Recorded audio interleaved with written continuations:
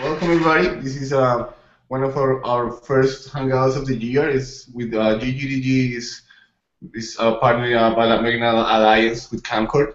They are doing in-game record to share with players. So they're gonna tell us more about it.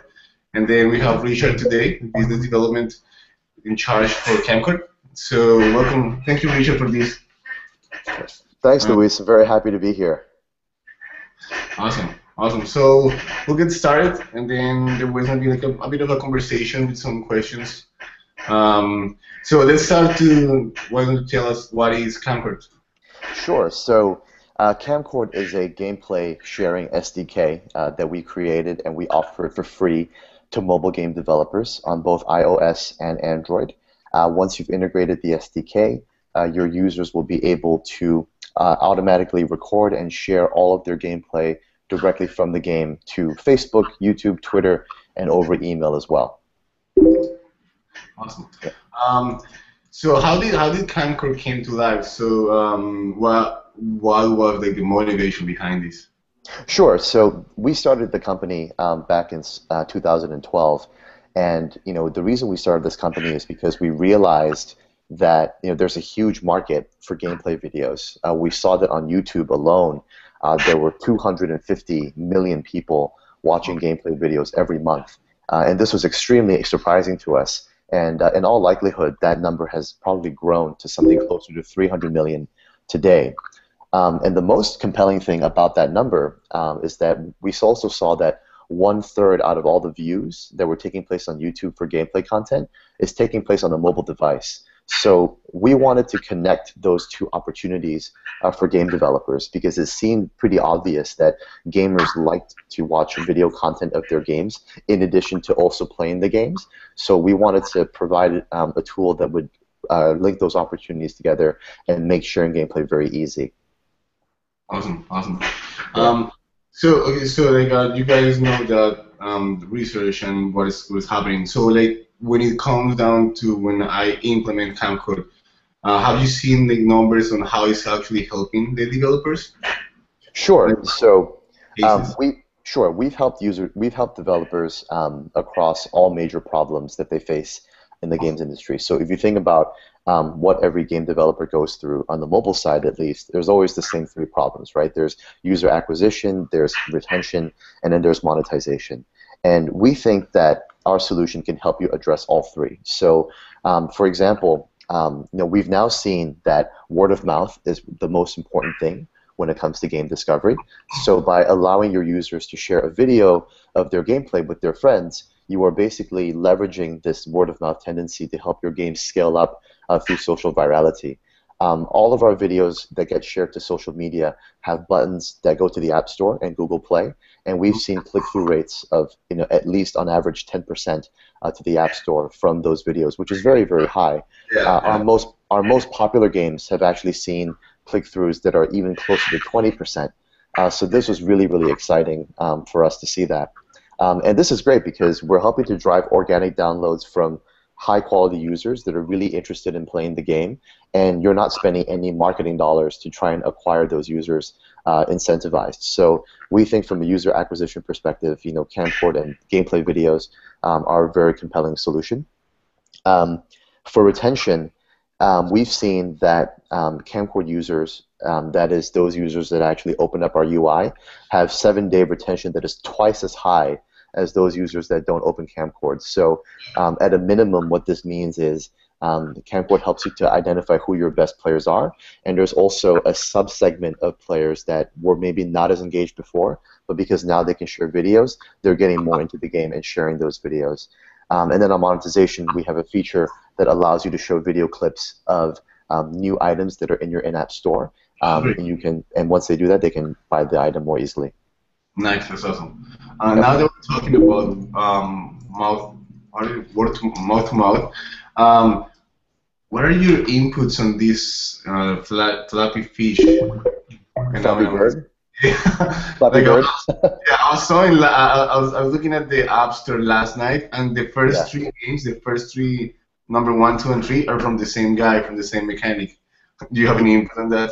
Sure, I do. So obviously, it's great to see that indie games can make such a big impact, even in today's market, where everyone is doing incentivized, acquisition, things like that. So we're very excited about that. I think Flappy Bird and some of his other games are quite similar to the old school Nintendo games. Like I'm thinking about games like Mega Man. These games used difficulty to extend the gameplay lifetime and to make it interesting for players over a longer period. And I think that this developer has basically done the same thing with Flappy Bird, and clearly users are reacting very well to that. I have to throw in a piece about video. Tons of YouTube videos that are absolutely hilarious. And it's basically helped to keep the game really popular. We see this on YouTube, we see this on Vine. So, it's just another case where video is helping, Flappy Bird to stay, I think, popular as well, in our opinion. Okay, yeah, this is a very specific case. Okay, great, thank you. Yeah. So let's switch more to the how do you get an idea like this, which is very new, from being an idea to a successful funded company. As we know, it's not only having a good idea that will get you funded, it's like a lot of other factors. Absolutely. So we were very fortunate in that we were in Y Combinator in summer 2012. But I think the lessons that we learned in Y Combinator are just as applicable to any startup, regardless of whether you're an incubator or not. So for us in the early days, when we first started, pitching investors for money, we would always take a very product-focused approach. So we would go into meetings and we would say, hey, we've had all these really great mobile game moments, but we're not able to share them because there's no technology to do that easily. So we've created this cool tech that lets you do it straight from your phone. And people would play the demo. It would be a good demo. They would enjoy it. And then they would say, you know what, this is a good idea. I'm not really interested in going forward. So the thing we realized that we had to do is switch from a product-focused investor pitch to a market-focused investment pitch. And that means because venture capitalists, and angel investors, what they care about the most, or it's very high up there, is the size of the market that you are in.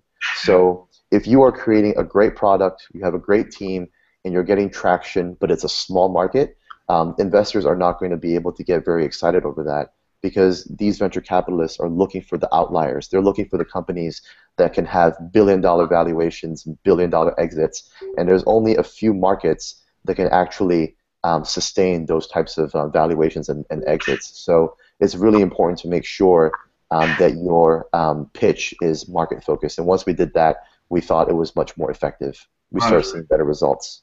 Right. So there's been in Latin America, there's this belief that you just come here and raise money, and then it's important. Like, how long did it take for you guys to raise the money, like the initial money at least? Yeah. So without getting too specific, it took us some months to raise it. So we had a seed round which we extended over time, and we also worked with a lot of investors, because it's called a party round in the U.S., where basically you take small amounts of money from many different investors. And the reason we did that is because we create a service for games, so it's really important that we establish a strong network of people. If you have just 2 or 3 investors, that's great, but there's only so many people they'll know. If you have more people that have a stake in your company, it's more likely that they'll be able to introduce you to more people. So that's what we did, and that process ended up taking several weeks to a few months to really get to the point where we were comfortable with that. Great. Yeah, what I wanted to get is that it does take months. It's not like in 2 or 3 days that you come here and that's it. Yeah. One thing, though, that I think was interesting is when we were actively fundraising, we did pack as many meetings as we possibly could in as short amount of time as possible. And the reason this is important is because it creates a sense of urgency for yourself as well. You don't want to stagnate and drag it out. You want to get as many meetings as you can in as short a time as possible. And this also creates urgency on investors, because then they become worried, oh my gosh, if they raise money and then they don't need me anymore, maybe I should invest. I mean, it's a little bit silly to think about, but that fear of missing out is a genuine thing in investing, so and fundraising. So you should keep that in mind. Yeah, I've heard that before. That if an investor thinks they're gonna miss out on an investment, they will just jump right into it. Yeah. Yeah, that's insane. All right, awesome. Um, we kind of covered the next two questions, but Sure. I wanted to round it up to one, two. Okay, let me rephrase this question. So because we already answered another question that I had. Okay. Okay. Um, yeah. Okay, so what? So a lot of people right now are thinking, oh, okay, let's make games. That's how I'm gonna raise money. But not a lot of people try to do software like you guys are doing for games. Yeah. So do you have any input or advice on how a developer or an entrepreneur should start thinking to create a product around games and without being games itself? Sure. So I think one area that's very interesting to me personally is this whole idea of linking in-game achievements with real-world rewards. Mhm. So there are companies that are already doing this in the US and probably in other countries too. One of them is called Keep.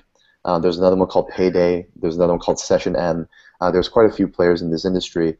And what they basically do, in slightly different ways, but the idea is to reward players with real world things when they have a good moment inside the game. So let's say you achieve, a new high score.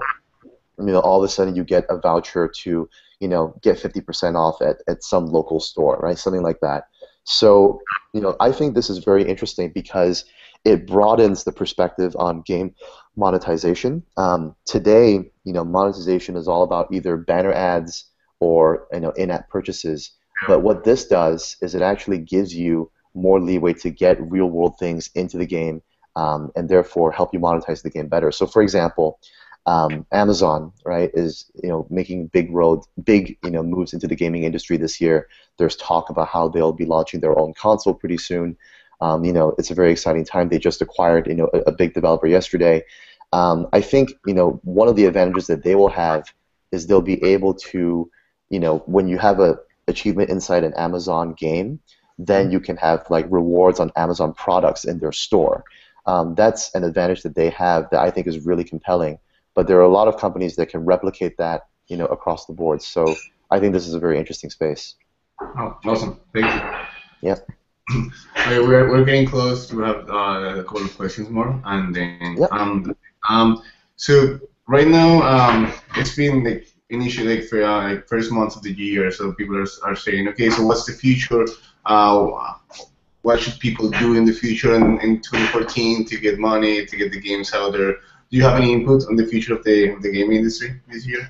Yeah, I think the industry is really awesome. I think in 2013, the global spend on mobile games alone was about $12.5 billion US. Yeah. It's expected to grow much more in through 2015, things like that. So I expect we will see more games coming out. I expect we'll see people spending more money on games. So this is a growing market. I think that from a technology perspective, there's a lot of really interesting things happening. We have, the new PS4, Xbox One, Steam has come out with a machine.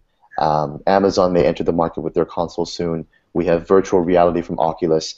I think from a hardware perspective, and even the alternative remote controls, those are all really, really just awesome things that I think are happening in the industry. From a Kamcord perspective, I think this is the year when gameplay videos can really help to solve the problem of game discovery. So, if you think about the reason why, ad networks can charge developers really high costs per user for user acquisition, it's because the process of game discovery is very, very inefficient today. You either, read it on a website somewhere, your friend tells you about it, you go onto the App Store and you basically see what Apple has featured and what's the top ranked game. So we think that the discovery process should be much more organic, and we think that with gameplay videos, sharing from user to user to user, it's a great way for games to scale up and not have to spend, really crazy amounts of money to acquire users, and where the chances of making your money back on that user is very low, if not impossible. So that's what we're very excited about. We're launching our own app in the first quarter of this year, where users will be able to discover videos, and we think that's going to be very, very exciting. Oh, that's really awesome because being able to competing against the big guys without having to spend huge amount of money is great. And Yeah. that's killing the developers, spending all that money more. Yeah, awesome. Yeah. Okay, so just to wrap it up, so what should an indie developer do to start using Kamcord? Great. It's super simple. Please go to kamcord.com/signup, enter in your email address, and then we will send you all the information you need to get started. I will also be there to follow up with you personally and help you along the way. And if there are any questions anytime, you can always email me, richard@kamcord.com. Awesome. So we will put this information right after the video in a slide, so people get to contact you. So they can. Awesome. That's great. I think that's it, Richard. That was great. Thank you for your input and all this great information. Luis, thank you so much, and I look forward to continuing to work with GGDG moving forward. Awesome. Awesome. Yeah, of course. So I'll be seeing you around this year. All right. Take care, man. See you soon. Bye. Okay, bye.